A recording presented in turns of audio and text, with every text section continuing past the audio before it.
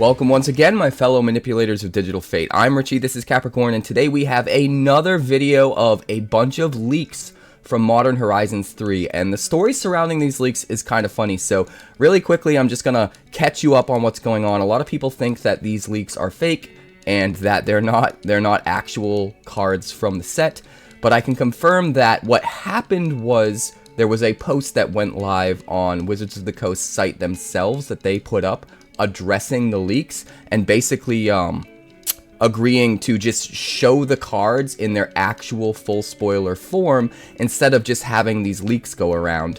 And then I think what accidentally happened was they put the wrong cards on the article, so they were showing us cards we haven't actually seen yet instead of the official versions of what was leaked. A couple of them were things that were already leaked, but a lot of the cards that they showed us in that article were stuff that we hadn't seen before at all. So I think somebody screwed up and maybe posted the wrong article or the wrong images within the article. I think maybe the article that we got was supposed to be the first official spoiler article for the set, instead of the article that was addressing the leaks and showing the official images of the cards that have been leaked so far, and they immediately took it down. So if you go to the site now, the post is no longer there, the section's no longer there, but there are links there, and I can confirm that I saw the post myself. At first, they just deleted all of the card images, but kept the article up with all of the text, and you could still read what they were talking about, and then they finally just took down the whole article completely.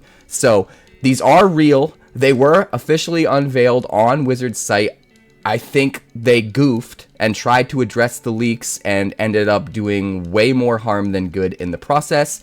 But we're going to get right into it. Before we talk about these cards, make sure you like if you haven't already, because everybody that likes this video is really helping the video get out to so many more people, and it helps more than you could possibly know. And to those of you that have been liking all the videos, thank you so much, because you're making such a huge difference in the growth of this channel, and we're growing so fast because of you guys, so thank you. If you're new, subscribe so you never miss any of my spoiler content upload, or my deck techs. I have a ton of new Thunder Junction decks that are coming every single day, so be sure to check out all that stuff and subscribe so you never miss a drop. And let's move into the cards here. We're going to start with a few that were already spoiled and just very quickly go over the official versions of these cards. First off, we have Meltdown here, 1 red and X for a sorcery, destroy each artifact with mana value X or less, so that card's coming. And then we also have Null Drifter. We have the full official version here, as you can see. 7 mana for an Eldrazi Elemental. It is a 4/4 flyer. When you cast it, you draw 2 cards. It has Annihilator 1, which means when it attacks, they have to sacrifice a permanent. And you can evoke it for 1 blue and 2. So basically, instead of playing it as the creature with an ETB, or I guess it's not even an ETB, right? It's a cast trigger. You can just pay the evoke cost instead and just get that cast trigger and not get the creature. You know, the card will just go to your graveyard. So pretty cool card here. We went over this in the previous leak video, as we did Flare of Denial, which is 2 blue and 1 for an instant. You may sacrifice a non-token blue creature rather than pay this spell's mana cost and then counter target spell. But again, we have the official card unveiled here, and we have a couple alternate arts for this. So here's the old school border. And then moving on, we have extended all art here for Flare of Denial, which looks absolutely beautiful. Now let's move on to Nethergoyf. This one was also previously spoiled, but again, we have the official card here with the official full quality art, right? 1 black for a star power, 1+ star toughness Lurgoyf. Its power is equal to the number of card types among cards in just your graveyard, and its toughness is equal to that number +1, but it also has escape for 1 black and 2, so you can exile any number of other cards from your graveyard with 4 or more card types among them to put this back onto the battlefield. And as I pointed out in the other spoiler video, if you happen to have an artifact land and an enchantment creature in your graveyard, you can just exile 2 cards. Those 2 cards will be enough to escape it and get it back onto the battlefield, which is really cool. Now we have our first new leaked card. This is Urza's Cave. It's a land, Urza's Cave, which is kind of weird. It taps for a colorless, and you can pay 3, tap it, and sacrifice it to search your library for a land card, put it onto the battlefield tapped, and then shuffle. This is obviously meant for limited play. It's going to be pretty good for color fixing to get you just the land that you need for the color you might be needing in limited. But it's also worth noting it doesn't just fetch a basic, right? It can fetch any land. So if you happen to have a really crazy mythic land or something like that, of which there is one we'll get to a little bit later, you can search that up with the Urz's Cave. And also, since this deck seems to focus pretty heavily on Eldrazi, just tapping to make a colorless mana actually isn't that bad either. So pretty cool card here. But next up we have Spawn Gang Commander, which is another uncommon, but it's a really good one. A 2/2 Eldrazi Goblin with Devoid, so it has no color, even though its casting cost is 2 red and 3, so a total of 5. When you cast this spell, you create 3/0/1 colorless Eldrazi spawn creature tokens that have the ability to sacrifice and add a colorless mana. You can also pay 1 and a specific colorless mana, so a total of 2, but one of it has to be colorless. It's a Hedron mana. Sacrifice an Eldrazi, Spawn Gang Commander deals 2 damage to any target.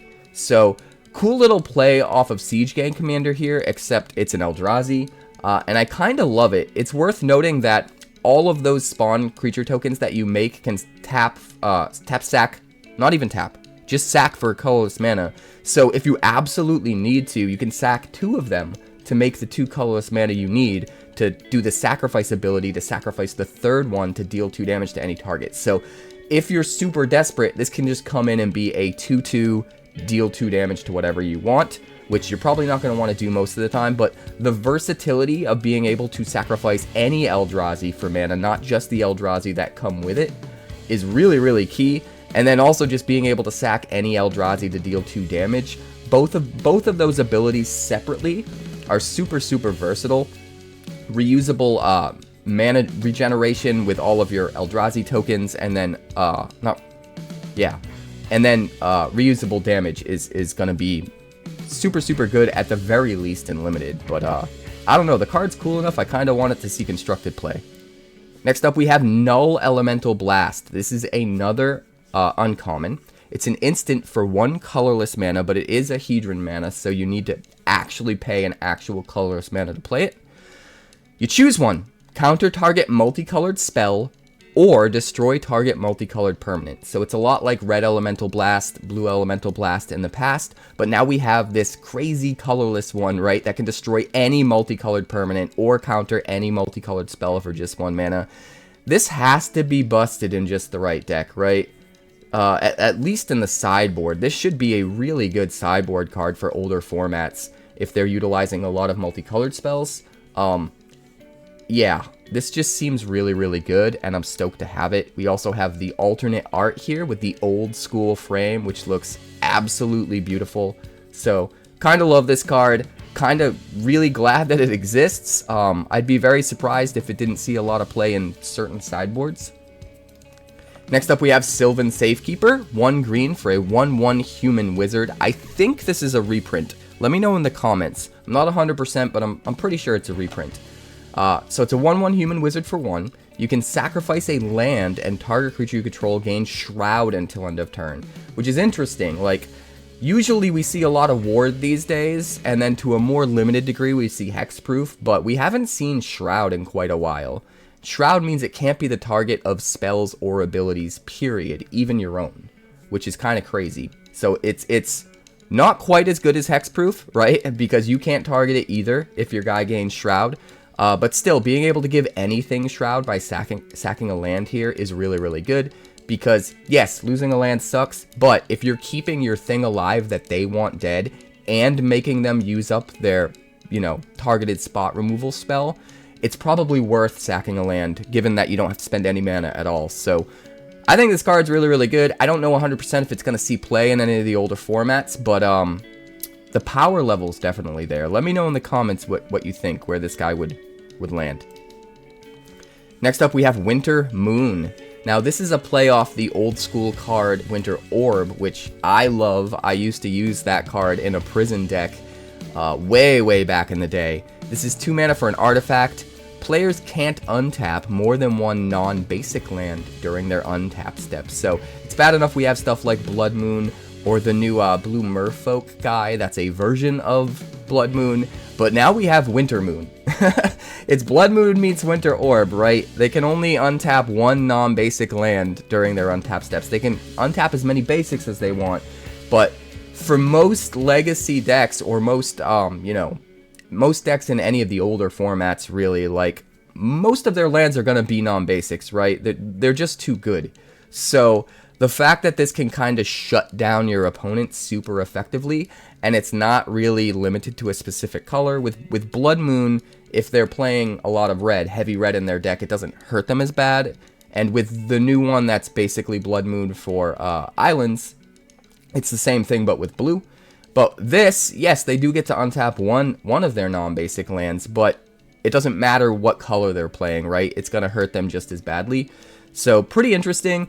I wonder if there's room for all of those cards to be in the same deck. It's probably too much of a meme, and therefore just a dream, but, you know, a guy can dream.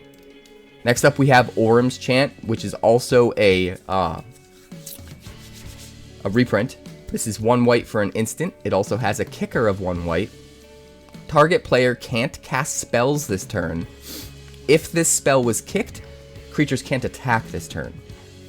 So this is kind of like, it's not a counter spell, but it is, right? You play this during your opponent's upkeep or whatever, and make it so that if they want to play anything, they have to respond to it by playing an instant, and that's it. They can't play anything sorcery speed on their turn, because you're playing it, you know, during the upkeep phase before they can actually play stuff at sorcery speed during their main, which is really, really good. And then for an extra mana, just basically fog them for the turn, make it so that they can't attack so that you can survive another turn. Really good card. It's especially good if you can manage to, like, imprint it on an Icecrown Scepter or something like that. But even by itself, this can be a really, really good card that just buys you a turn to get to the things you need to do to shut down your opponent, certain control and prison decks. So really, really cool card. And then we have really beautiful alt art here, borderless alternate art, where it looks beautiful. Orym, amazing character. The card is awesome. It really deserves an art like this. I kind of love it. Next up, we have Felia, Exuberant Shepherd. 1 white and 1 for a 2/2 legendary dog with flash. Whenever Felia, Exuberant Shepherd attacks, exile up to 1 other target non-land permanent, and at the beginning of the next end step, you return that card to the battlefield under its owner's control. If it entered under your control, you put a +1/+1 counter on Felia. That's a lot to unpack. So, it's going to attack, it's going to flicker one of your things, right?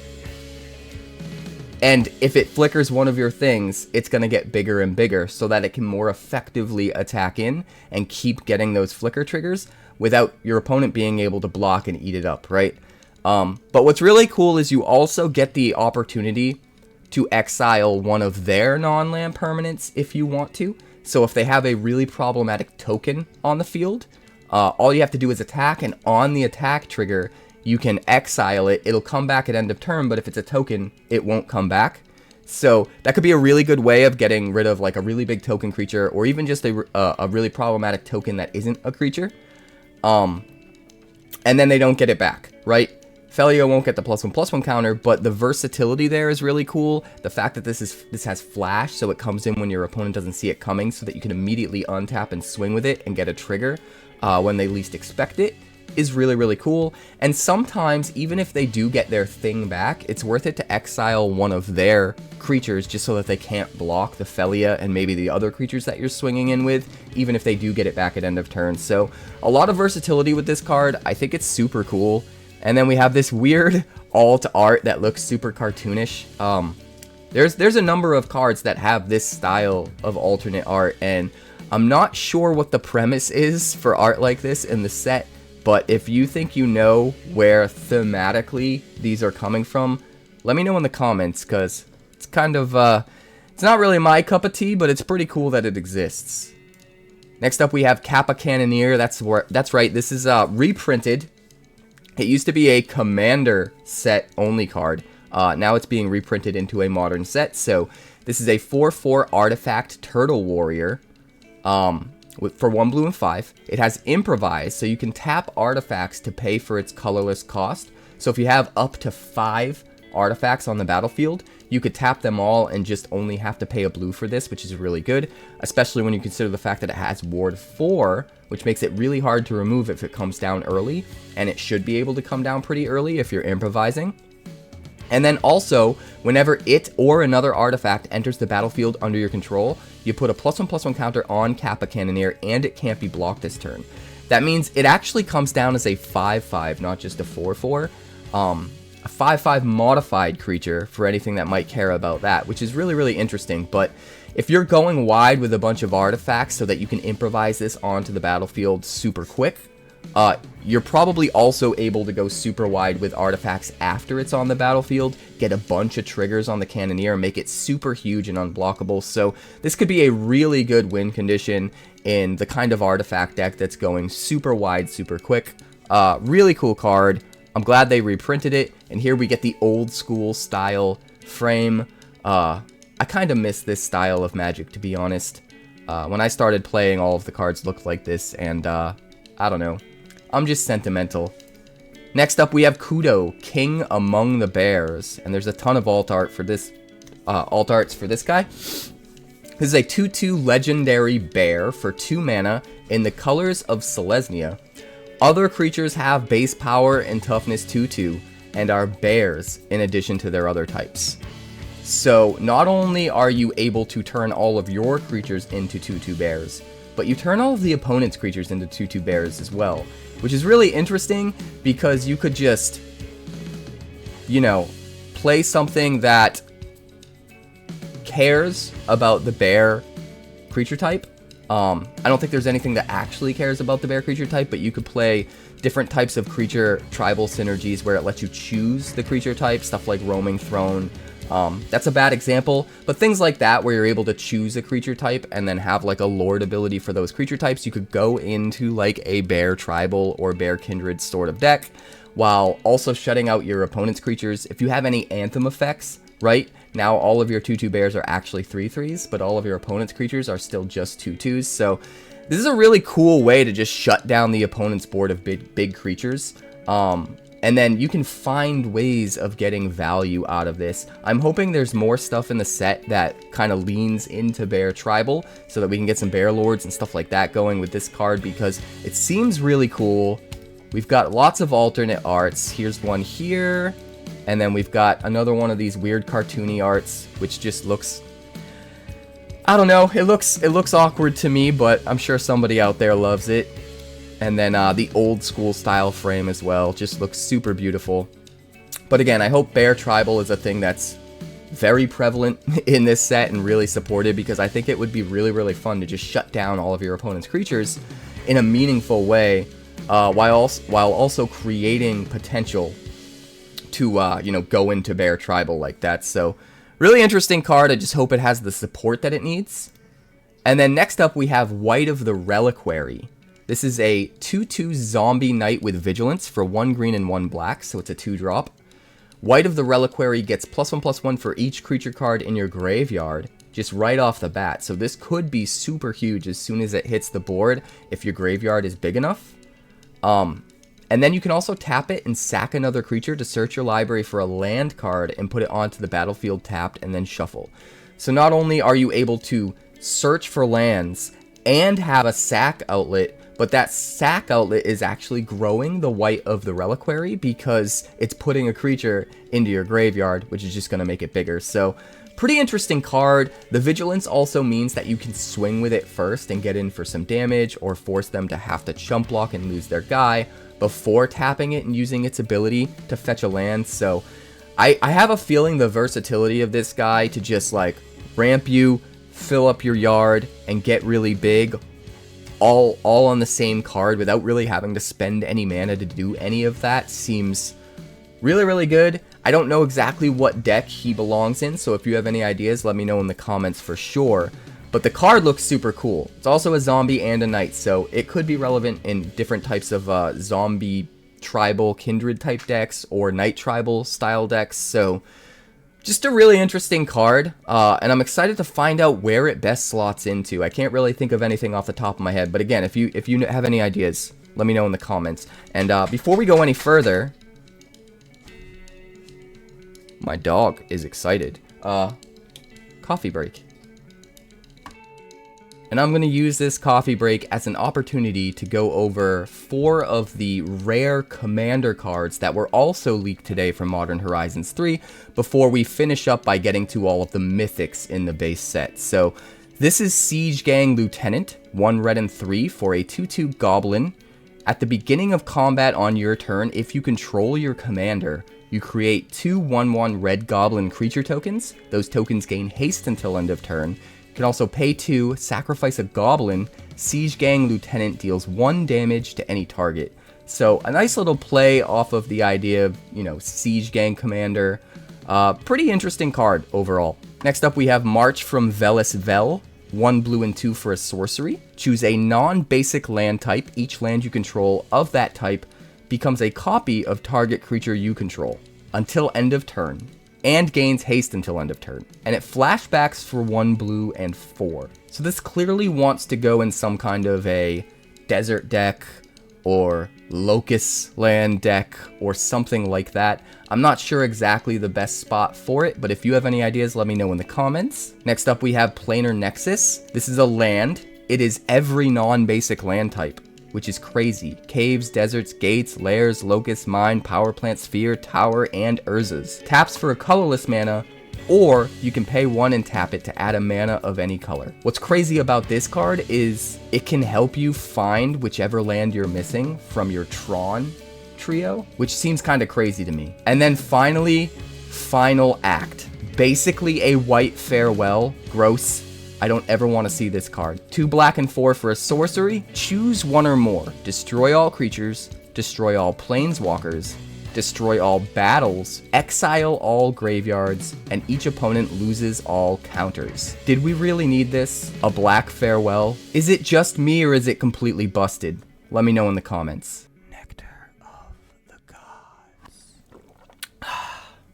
Now, with the rare commander cards out of the way, let's get to today's mythics, and then my favorite card that was spoiled today. So first off, we have Ugin's Labyrinth, a land with imprint. When it enters the battlefield, you can exile a colorless card with mana value 7 or greater from your hand, and then you can tap this for a colorless mana no matter what, but if you exile the card with Ugin's Labyrinth, you get to tap it for 2 colorless mana, which means it's basically a Sol Ring, right? Granted, it takes up your land drop for the turn, but it also doesn't cost the mana to play like Sol Ring, so it kinda cancels out, which seems really absurd to me. But then it also has this other ability where you can tap it and return the exiled card to its owner's hand. So if you need the thing eventually, later on in the game, to cast, you can get it back after you have plenty of mana and you don't need the mana ramp, and then just cast it. It just seems completely crazy in the right decks. Granted, you're going to want to be playing, you know, with a lot of �ＥL'DRAZI or big, colorless, balmy artifacts, stuff like that. But I think there's plenty of decks that just want something like this, where the potential of a card like this is just going to shine so brightly. If you have an idea specifically of where you think this will fit in, let me know in the comments for sure. But even the alternate art just looks absolutely beautiful. Look at this. It's amazing. I love it. It's so good. It's so powerful. And it's so beautiful. And I also love, story-wise, what this card might be insinuating. We have a set here that's strong with a bunch of �ＥL'DRAZI and then is also kind of teasing Ugin's Labyrinth here. And I've had a theory for a long time now that the next big bad is eventually going to be Emrakul, coming back out of the moon in some way, shape, or form. There's a space set that's supposedly coming next year that I think might tie into that. And one of my theories is that the way that, you know, Nicol Bolas and Ugin are going to come back into the story eventually is that we're going to have to, like, recruit them and get their help to defeat Emrakul, because we're not going to have any other way. Sort of like an enemy of my enemy is my friend sort of scenario. And granted, it's a bit out there as a theory. It's just speculative at this point. But the themes that Modern Horizons 3 is bringing us could be a tease at things moving in that direction, since we're getting so many �ＥL'DRAZI and we're also getting this Ugin's Labyrinth card. So, I don't know, maybe I'm crazy, but it would be super cool if something like that happened. Moving on to Heragast, Erupting Erupting Nullkite. This is a 9 mana 6/6 legendary Eldrazi dragon, but it also has Emerge for 2 red and 6.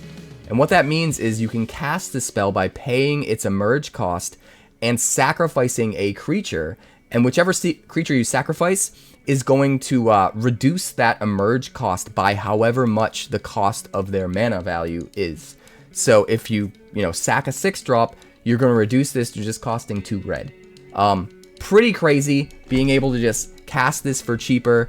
If you have big creatures to sack, if you have ways of getting things that cost a lot of mana onto the battlefield, cheating them onto the battlefield earlier, you can then use that to then cheat in even more things with Heragast. It is a flying 6/6. When you cast it, you can exile your hand, and if you do, draw 3 cards. And also, each creature spell you cast has Emerge, and the Emerge cost is equal to its mana cost. So giving all of your creatures Emerge seems kinda nutty. Being able to re-gas up your hand if you're completely out of cards when you cast it so that you have 3 cards left in your hand also seems kinda nutty. I'm wondering what the best place for a card like this would be, so let me know in the comments if you have an idea. But the way I see it is maybe if you have a bunch of really expensive creatures that have ETB triggers or cast triggers like the Eldrazi tend to have, you could just sacrifice one to pay for the next one, to get its ETB trigger, to get its cast trigger, and then sacrifice that one to pay for the next one, and just kind of set them up like dominoes. And when you're all said and done, you're not going to have all of the creatures still on the battlefield, but all of those ETB triggers or cast triggers, you'll still get all of those basically for nothing, right? Because you're using one creature to pay for the next creature, to pay for the next creature, to pay for the next creature. So I don't know if there's a busted deck that could exist with something like that, but the potential is absolutely there. So I'm really excited to think about how this guy could be used. But even just thematically, an Eldrazi dragon, super cool. And the alternate arts, again, we have one of these, I don't know, weird cartoony looking arts. Again, not sure why they went this direction. I guess there's probably someone out there that likes it. And then we have another very beautiful variant of the art right here. And then lastly, we have Chthonian Nightmare, my favorite card of the day. 1 black and 1 for an enchantment. When Chthonian Nightmare, or is it Chthonian Nightmare? Let me know in the comments. When it enters the battlefield, you get 3 energy, and you can also pay X energies and sack a creature to return Chthonian Nightmare to its owner's hand, and then return target creature card with mana value X from your graveyard to the battlefield, but activate only as a sorcery.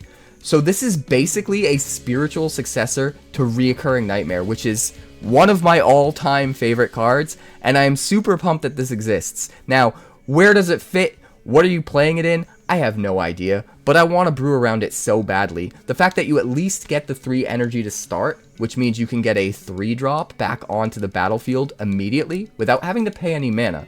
That's the thing that you have to note here. When you pay that X energy cost to get something back, you don't have to pay any mana at all. You're just sacking a creature and then returning something with however much mana, however much energy you paid from the graveyard to the battlefield, which is crazy. It's also not limited to just once a turn. So if you have a ton of energy, you can just keep sacking something, returning something, sacking something, returning something. In fact, Ornithopters, right? If you have 2 Ornithopters, you could sack an Ornithopter to return an Ornithopter, and then sack that Ornithopter to return the original Ornithopter, never have to use any energy at all, and then if you have something that triggers on sacrifice, it'll just get infinite triggers, and maybe you can win the game that way. I don't know. It seems like there's so many crazy ways this could be used, even if you're using it fairly in an energy-based deck. It just seems super fun. I'm just glad to have another version of Recurring Nightmare. Like, Recurring Nightmare is so cool, and the fact that they're trying to bring it back in some shape or form with a card like this is awesome, and it doesn't hurt that the art is amazing. We have an alternate art here with the old school style frame, which just looks beautiful.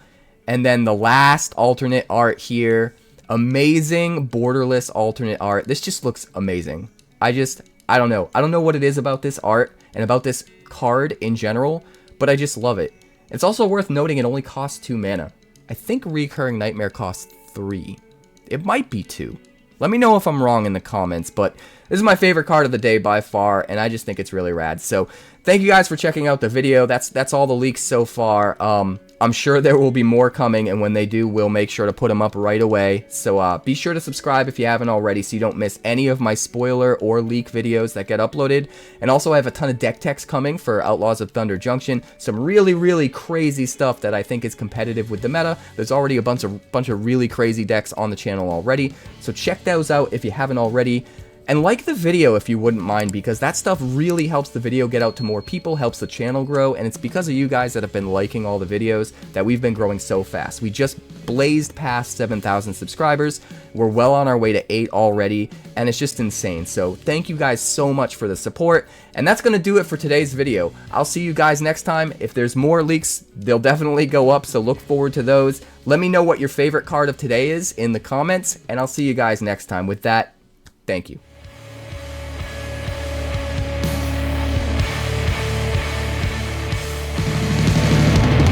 Thanks so much for checking out my channel. I'd like to give a huge shout out to all of my patrons over at Patreon.